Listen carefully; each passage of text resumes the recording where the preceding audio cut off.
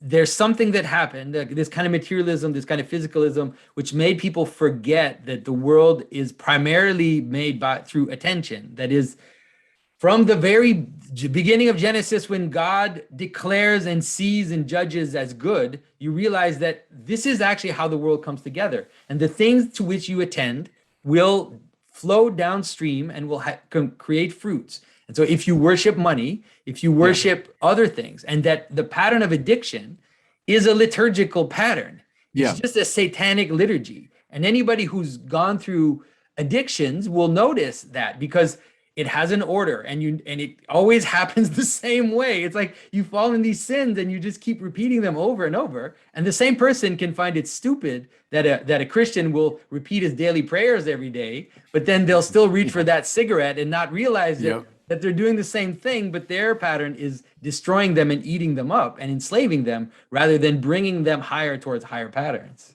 No, absolutely. The way it works, and I read this in the fathers, but also in more contemporary people, because I mean, what the fathers would have called in Aquinas maybe concupiscence, we might translate today as addiction, because you start worshiping something other than God.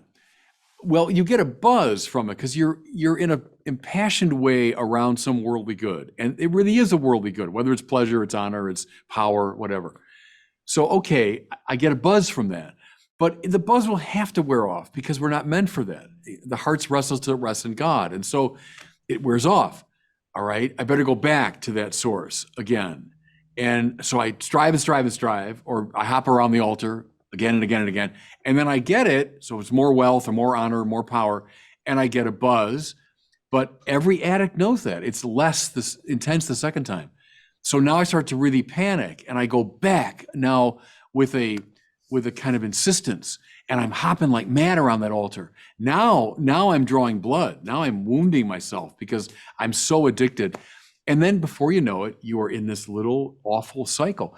And it's the same. The woman at the well is the same thing. You come to this well every day and you drink, but you still get thirsty.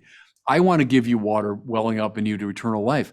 I want to break you from that addictive pattern because I want to hook you onto the supreme good, which turns out to be love, by the way, which is why it keeps overflowing. But the churches need to keep telling the story. The society needs it like mad. Addiction might be the way to name the fundamental problem today, spiritually and psychologically. And we got the answer.